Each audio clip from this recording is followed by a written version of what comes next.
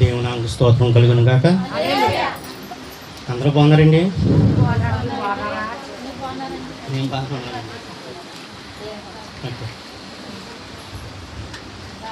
20వ కీర్తన వివరించడానికి దేవుడు ఇచ్చిన కృపను బట్టి దేవునానికి స్తోత్రం కలుగును గాక.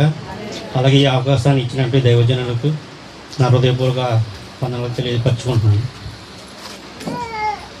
ప్రార్థన చేసుకుని వాక్య ధ్యానంలోకి వెళ్తాం. సర్వోన్నతుడైన దేవా, మీకే వందనాలు, స్తుతులు, స్తోత్రం చెల్లించుకుంటున్నాను దేవా. ఇదిగో తండ్రి, ఈ యొక్క ఉదయకాల సమయంలో ప్రభా నీ యొక్క వాక్య ధ్యానము చేయడానికి ప్రభా నన్ను ఇక్కడ నిలబెట్టినందుకు మీకు వందనాలు, స్తుతులు, స్తోత్రం చెల్లించుకుంటున్నాను దేవా. సహాయం దయచేయండి, కృప చూపించుకుని అడుగుచున్నాను. ఈ యొక్క వాక్యం పఠనం ద్వారా ప్రభా నీ యొక్క బిడ్డలకు ఏ విధంగా అయితే మీరు మాట్లాడదలిచి ఉన్నారో వారి యొక్క ప్రతి ఒక్కరి జీవితాలను కూడా ప్రభా మార్చి సమాధానకరంగా ఉండేందుకు సహాయం దయచేయమని అతి త్వరలో రావచ్చిన ప్రభుని యేసుక్రీస్తునామమున ప్రార్థించి పెట్టుకుంటున్నాం తండ్రి, ఆమేన్. 20వ కీర్తన ఇది ఒక ప్రత్యేకమైనటువంటి కీర్తన అండి. ఇది దావీదు మహారాజు గారు రాసినటువంటి కీర్తన. 20, 21 ప్రార్థనాపూర్వకమైనటువంటి కీర్తనలుగా తెలియపరుస్తున్నాం. దావీదు గారు యుద్ధానికి వెళ్ళే సమయంలో ప్రతి విషయంలో కూడా దేవుణ్ణి ముందుగా ప్రార్థించేవారు. మనం ఏదైనా పని మొదలు పెట్టాలంటే మనం పని మొదలు తీసుకుంటాం, తర్వాత సమస్య వచ్చినప్పుడు దేవుని దగ్గరికి వచ్చి దేవుణ్ణి వేడుకుంటాం. కానీ దావీదు గారు అలా చేయలేదు. ఎప్పుడు కూడా ప్రతి విషయంలోనూ కూడా దేవుణ్ణి అడిగి దేవుడు చేయమంటేనే చేశాడు. దేవుడు ఏ విధంగా నడుచుకోమంటే ఆ విధంగా నడుచుకున్నాడు. పని ప్రారంభించేటప్పుడు దేవుని సహాయం కోరి పని పూర్తయిన తర్వాత దేవునికి కృతజ్ఞతాస్తుతులు చెల్లించేవారు. కాబట్టి గొర్రెలు కాసుకున్నటువంటి తనని రాజుగా హెచ్చించాడు. తన హృదయాసానుడిగా దేవుడు పిలవడం అనేది జరిగింది. కానీ మనం మాత్రం దేవుని కార్యాల కోసం చూస్తాం తప్ప దేవుని సహాయం కోసం మాత్రం ఎంత మాత్రం చూడము. మనం అలా కాకుండా దేవుని యొక్క సహాయం కొరకు ఎదురు చూడాలి. ఈ యొక్క 20వ కీర్తన, 21వ కీర్తన యుద్ధం ప్రారంభించిన తర్వాత రాసినటువంటి కీర్తనలు. ఇది 20వ కీర్తన 1వ వచనం చూడండి. ఆపత్కాలమందు యెహోవా నీకు ఉత్తరమిచ్చును గాక, యాకోబు దేవుని నామము నిన్ను ఉద్ధరించును గాక, పరిశుద్ధ స్థలములో నుండి ఆయన నీకు సహాయం చేయును గాక, సియోనులో నుండి నిన్ను ఆదుకొనును గాక.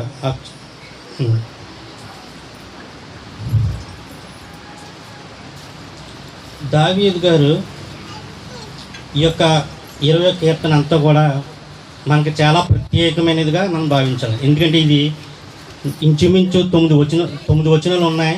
దీంట్లో 6-7 వాగ్దానాలతో కూడినటువంటి మాటలు ఉన్నాయి. ఆపత్కాలం ముందు యెహోవా నీకు ఉత్తరం ఇచ్చును గాక. మనం ఎప్పుడైతే సమస్యలతో ఉన్నామో, ఎప్పుడైతే ఈ యొక్క సమస్యల్లో ఉన్నప్పటికీ కూడా ఈ యొక్క వచనాన్ని మనం ఉచ్చరించి ప్రార్థన చేయగలిగితే దేవుని యొక్క సహాయం మనం తప్పగా పొందుకుంటాం.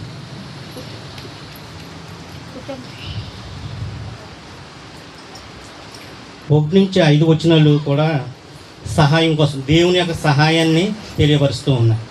6 నుంచి 9 వచనాలు దేవుని యొక్క మన యొక్క విశ్వాసము, అలాగే విశ్వాసం తర్వాత ఉండేటువంటి విజయాన్ని కూడా మనకే తెలియపరుస్తూ ఉన్నాయి. చూడండి, ఆపత్కాలం ముందు యెహోవా నీకు ఉత్తరమిచ్చును గాక, యాకోబు దేవుని నామము నిన్ను ఉద్ధరించును గాక. అంటే ఇక్కడ మనం అపొస్తలుల కార్యాలు 3వ అధ్యాయం 6 నుండి 8 వచనాలు చూడగలిగితే అక్కడ చెప్తున్నాను. అక్కడ పుట్టుకతో నుంచి కూడా ఒక వికలాంగుడైనటువంటి ఒక వ్యక్తి ఉంటాడు. అతను ఎవరైనా ఏదైనా సహాయం చేస్తారు, ఆ సహాయంతో మనం జీవనోపాధిని చేసుకుందారనేటువంటి విధంగా అక్కడే ఉండిపోతాడు. తన పుట్టుక నుంచి కూడా కాళ్ళు పనిచేయు, ఒకనొక రోజున పేతురు యోహానులు దేవాలయంకి వెళ్ళేటప్పుడు ఈ యొక్క వ్యక్తి వారు నాకు ఏదైనా సహాయం చేస్తారు అనేటువంటి ఉద్దేశంతో ఎదురు చూస్తూ ఉంటారు. కానీ పేతురు యోహానులు మా దగ్గర ఏమీ లేదు, కానీ దేవుడు మాకు ఇచ్చినటువంటి కలిగి ఉన్నది మేము నీకు ఇస్తామని చెప్పేసి యేసు నామంలో లేచి నడవమన్నప్పుడు దేవుని యొక్క మహత్వమైనటువంటి అద్భుతమైన కార్యం అక్కడ జరుగుతుంది. ఆ కాలు మండశండ్లన్నీ కూడా సరి అయ్యి తను దిక్కున లేచి పరిగెడుతూ వెళ్తాడు. అలాగా మనము కూడా మన ఏ సమస్య అయినా సరే ఎవరో మనకు సహాయం చేస్తారని ఎదురు చూడకూడదు. దేవుని యందు నమ్మిక ఉంచి ఆయన సహాయం కోసం ఎదురు చూస్తే దేవుడు ఖచ్చితంగా మనకి సహాయం చేస్తాడు. అలాగే యాకోబు దేవుని నామము నిన్ను ఉద్ధరించును గాక. ఉద్ధరించును అంటే రక్షిస్తాను అనేటువంటి మాట. యోహాను సువార్త 14 అధ్యాయం 14 వచనం ప్రకారంగా దేవుని నామంలో మనం ఏది అడిగినను ఆయన మనకి దయచేస్తాడని ఉంటుంది. కాబట్టి ఆయన నామంలో మనం ఏది అడిగినా, అంటే మన శరీర భోగాలు కాదు కానీ, మన స్వార్థ నిమిత్తం కాదు కానీ, ఆత్మానుసారంగా మనం ఏది అడిగినా దేవుడు మనకు కలగజేస్తాడు. 2వ వచనం, పరిశుద్ధ స్థలంలో నుండి ఆయన నీకు సహాయం చేయునుగాక, సియోనులో నుండి ఆయన నిన్ను ఆదుకొనును గాక. దేవుడు మనకు ఎప్పుడు కూడా సహాయం చేయడానికే చూస్తాడు తప్ప అన్యాయం చేయడానికి మాత్రం ఎప్పుడు చూడడు. కాబట్టి 2వ దినవృత్తాంతాలు 16 అధ్యాయం 9 వచనంలో ఆయన కనుదృష్టి లోకమంతా సంచరిస్తూ ఉన్నదని అక్కడ ఉన్నది. 2వ దినవృత్తాంతాలు 16 అధ్యాయం 9 వచనం.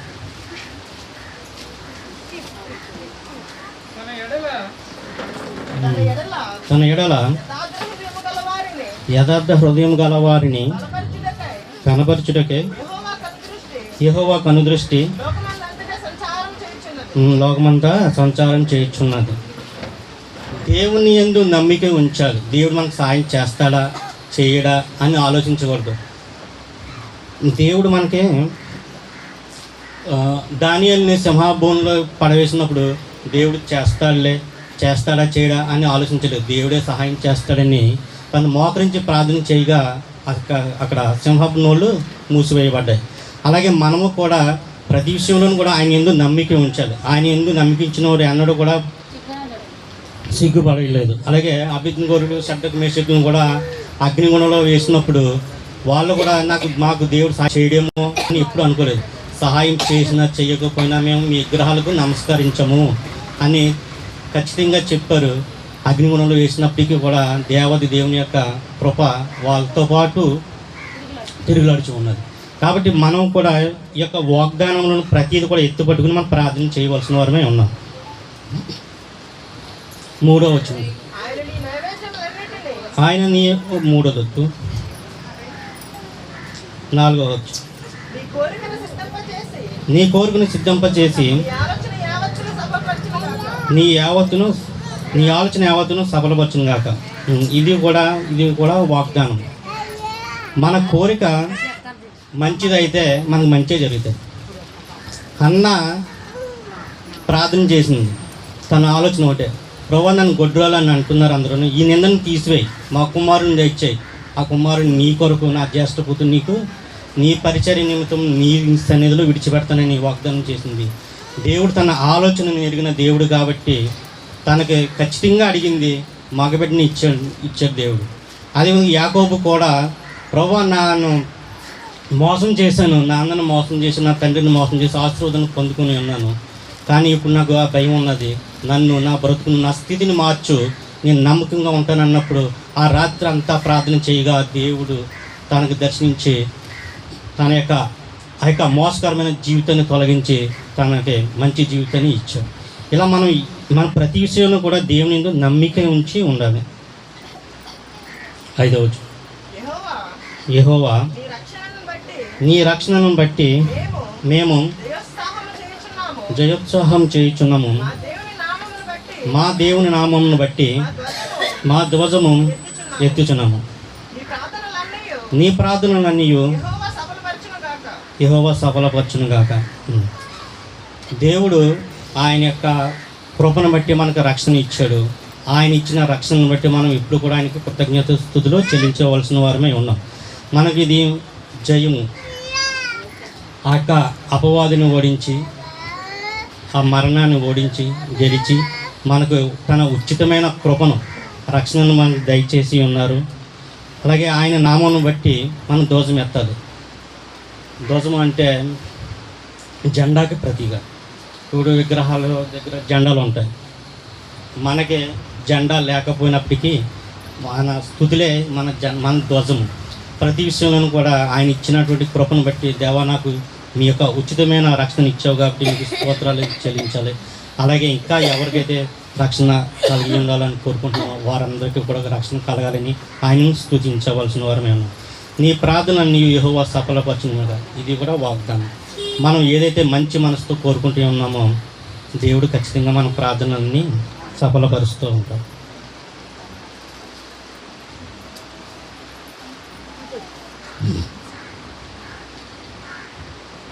కీర్తన 72:17.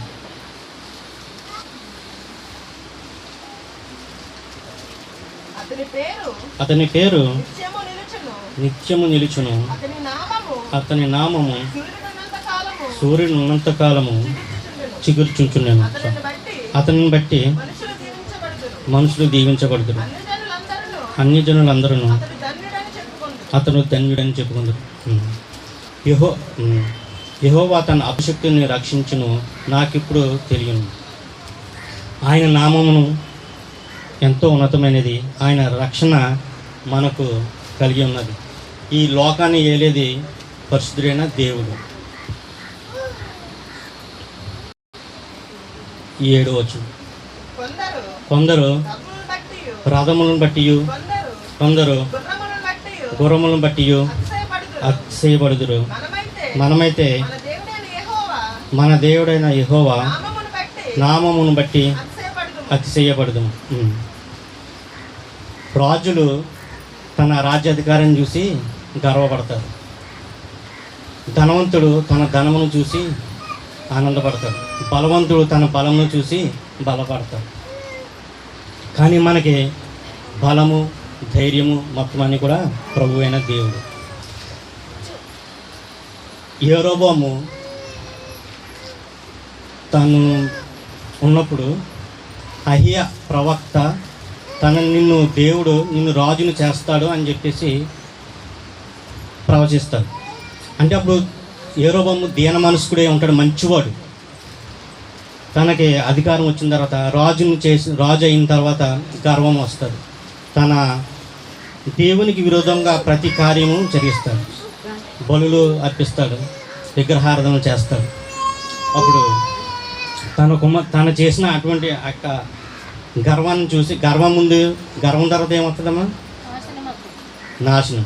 గర్వం ఎవరికైనా అంతే, మనకైనా అంతే. గర్వం తర్వాత నాశనం వస్తుంది. ఆ విధంగా యెరోబోము తనను చూసి అతిశయపడ్డాడు, తన పదవిని చూసి అతిశయపడ్డాడు. ఎవరిని లెక్క చేయలేదు. అలాంటి స్థితిలో తన కుమారునికి అనారోగ్యం కలిగింది. అప్పుడు తన చేసినటువంటి ఆ తప్పులను ఒప్పుకొనక తన భార్యను రాణిగారిని అహియా ప్రవక్త దగ్గరికి పంపి, కుమారుడు బతుకుతాడో బతకడో అని చెప్పేసి పంపుతాడు. అంటే రాణిగా పంపితే బాగోదని చెప్పేసి మారువేషంలో పంపుతాడు. మొదటి రాజులు ఈ యొద్దుగా ఎక్కువ ఉండదు. 14వ అధ్యాయం 1 నుంచి 17 వచనాలు చూస్తే మనకు క్షుణ్ణంగా అర్థమవుతుంది. అయితే అక్కడ ఆ యొక్క రాణి మారువేషం వేసుకుని వెళ్తుంది. మన దేవుడు, మనం ఎవరైనా మోసం చేయొచ్చు, కళ్ళు గొప్పి మనం తప్పు చేయొచ్చు, కానీ దేవుణ్ణి మనం ఎంత మాత్రం కూడా దాచలేము. ప్రతి విషయం కూడా చీకటిలో చేసినా, వెలుగులో చేసినా, భూగర్భం కింద చేసినా, ఎక్కడ చేసినప్పటికీ కూడా దేవుని దృష్టి మన మీద ఎప్పుడూ ఉంటుంది. కాబట్టి ఆ యొక్క రాణి మారువేషంలో వస్తుంది. నన్ను ఎవరు గుర్తించరు కదా అనుకుంటారు. ఆ యొక్క రాణిగారు వచ్చిన వెంటనే అహియా ప్రవక్త, నీవు నా దగ్గరకు వచ్చావు, కానీ మీరు చేసినటువంటి కార్యములను బట్టి, మీరు చేసిన దుష్కార్యములను బట్టి నీ కుమారుడు చనిపోతాడని చెప్పేసి ప్రవచిస్తాడు. ఇదటి నేను రాణి మారువేషం వచ్చింది కదా ఎలా తెలుస్తుంది అని అంటే, అది దేవుడే తనకి బయలుపరిచి ఉన్నాడు. కాబట్టి మనం చేసే ప్రతి పనిలోనూ కూడా దేవుడు చూస్తున్నాడు అనే భయంతో మనం చేయాలి. మనం బలం కాదు కానీ దేవుని మీద ఆధారపడి దేవుని బలాన్ని, దేవుని శక్తిని మనం పొందుకొని మనం ముందుకు వెళ్ళవలసిన వారమే ఉన్నాం. 9వ వచనం, యెహోవా రక్షించుము, మేము మొరపెట్టినప్పుడు రాజు మాకు ఉత్తరం ఇచ్చును గాక. మనం దేవుణ్ణి ఏది అడిగినా దేవుడు మనకే సమాధానం ఇస్తాడు. కానీ ఆ సమాధానం మనం పొందుకుంటున్నామా లేదా అన్నది మనం సరి చేసుకోవాల్సిన వారమే ఉన్నాం. ఇరిమియా 33:3 ఉంటుంది, నువ్వు నాకు మొరపెట్టు ముందే నీకు ప్రత్యుత్తరం ఇచ్చేది, నీకు తెలియని గాఢంగా సంగతులను తెలియజేస్తాను అంటారు. మనం దేవుని మోకచి ప్రతి విషయాన్ని కూడా క్షుణ్ణంగా అడిగితే ప్రతి విషయం కూడా దేవుడు మనకే తెలియపరుస్తాడు.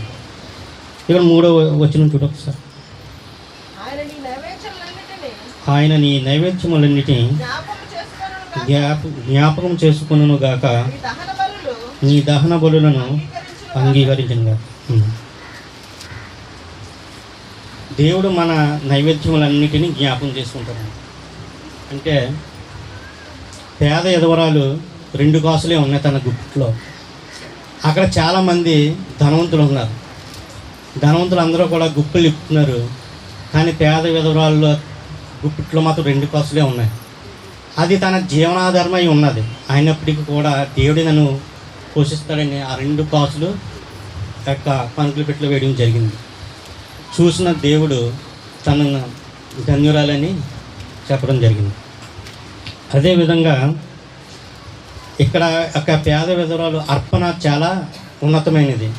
మనం కూడా ఆ విధంగా మనం అర్పణ కలిగి ఉండాలి. అర్పణ అంటే హేబేలు కయ్యను ఇద్దరు కూడా అర్పణలు చేసి ఉన్నారు. హేబేలు అర్పణ బాగుందా, కయ్యను అర్పణ బాగున్నదా? హేబేలు అర్పణ తను నిష్కంకమైన మనసుతో దేవునికి అర్పించాడు. కానీ కయ్యను తన తమ్ముడు అర్పణను మాత్రమే దేవుడు స్వీకరిస్తున్నాడు, నా అర్పణ దేవుడు స్వీకరిస్తాడనే ఒక అసూయతోటి దేవునికి అర్పణ చెల్లించేవాడు. కానీ అర్పణ అనేది జీవం కలగదే ఉన్నది, రక్త తర్పణ కలిగి ఉండాలి. కాబట్టి అటువంటి అర్పణ హేబేలు చెల్లించాడు. తన గొర్రెల మందల నుండి మంచిదాన్ని ఎంపిక చేసి దేవునికి అర్పణ చేస్తున్నారు. కయ్యనికి కూడా చెప్పాడు దేవుడు, నువ్వు చేస్తుంది తప్పు, నీ అర్పణ సరైనది కాదు, నీ అర్పణ రక్తం లేనిదిగా ఉన్నదని దేవుడు చెప్పాడు. కానీ ఇక కయ్యను అది వినిపించుకోకుండా తన ఇష్టానుసారంగా తన తమ్ముడైన హేబేలునే అర్పణగా చేసి ఉన్నాడు. అందుకే హేబేలు యొక్క రక్తము దేవునికి మొరపెట్టునని అక్కడ రాయబడి ఉంటుంది. దేవుని ప్రియ సంగమా, మనము కూడా మన అర్పణ కూడా జీవం కలగదా ఉండాలి. అది ఆ జీవం కలగది ఎప్పుడు కలుగుతుంది అని అంటే, మన దేవుని యందు నమ్మిక ఉంచి మనం చేసే ప్రతి విధమైనటువంటి పాపాన్ని దేవుని ఎదుట ఒప్పుకుని మన మనస్సును ఆయనకు అర్పించగలిగినప్పుడు అది ఆయన రక్తంలో కడగబడిన తర్వాత మన యొక్క అర్పణ జీవం కలగదా ఉంటుంది. కాబట్టి ఇటువంటి అర్పణ మనం ప్రతి ఒక్కరూ కలిగి ఉండాలి. దేవునికి అర్పించేది ధనాన్ని అర్పించాలి, అంటే మన సంపాదన యావత్తులను 10వ వంతు చెల్లించాలి. అలాగే దేవుడు మనకి జ్ఞానాన్ని ఇచ్చి ఉన్నారు, ఆ జ్ఞానాన్ని కూడా దేవునికి అర్పించాలి. అలాగే సమయం, మనకి ఎంతో సమయాన్ని ఇచ్చాడు దేవుడు. మనం ఈ యొక్క 24 గంటల సమయంలో ఎన్ని గంటలు దేవునికి ఇస్తున్నాం అనేది మనం ప్రతి ఒక్కరూ పరిశీలించుకోవాలి. మీరైనా నేనైనా దేవునితో కనీసం 1 గంటైనా గడుపుతున్నామా, వాక్యాన్ని చదువుతున్నామా, దేవుని స్తుతిస్తున్నామా? మనకు దేవుడు ఎంతో సమయాన్ని ఇచ్చాడు. అనేక మంది చనిపోతూ ఉన్నారు అనేక విధాల కారణాల చేత. కానీ దేవుడు తన కృపను బట్టి మనల్ని అందరినీ కూడా బ్రతికించి ఉన్నారు. కాబట్టి ప్రతి విషయంలోనూ కూడా ఈ సమయాన్ని దేవునికి ఉదయము, సాయంత్రము, మధ్యాహ్నము ముమ్మారు కూడా దేవునితో మనం గడపవలసిన వారమే ఉన్నాం. అదేవిధంగా ఆరోగ్యం, ఈ యొక్క ఆరోగ్యము మనం ఎంతో ఆరోగ్యంగా ఉన్నాం. దేవుడు మనకి చిన్న చిన్న కలతలు వస్తాయి, ఆరోగ్యం చిన్న చిన్న అనారోగ్యాలు రావడం అది సహజం. కానీ అయినప్పటికీ ఆ అనారోగ్యాల వలన కూడా దేవుడు మనల్ని మంచిగా కాపాడుతున్నాడు. ఎంతోమందికి బ్రెయిన్ స్ట్రోక్లు వస్తున్నాయి, రాత్రిలో పడుకునేటప్పుడు ఉదయం లేకపోతూ ఉన్నారు బ్రెయిన్ స్ట్రోక్లు వచ్చి. కానీ దేవుడు మనల్ని కూడా ఆయన కృపచేత ఉదయాన్నే మళ్ళీ నూతన దినాన్ని మాకు అనుగ్రహిస్తున్నాడు. అందు నిమిత్తము దేవునికి మనం కృతజ్ఞతాస్తుతులు చెల్లించవలసిన వారమే ఉన్నాం. అదేవిధంగా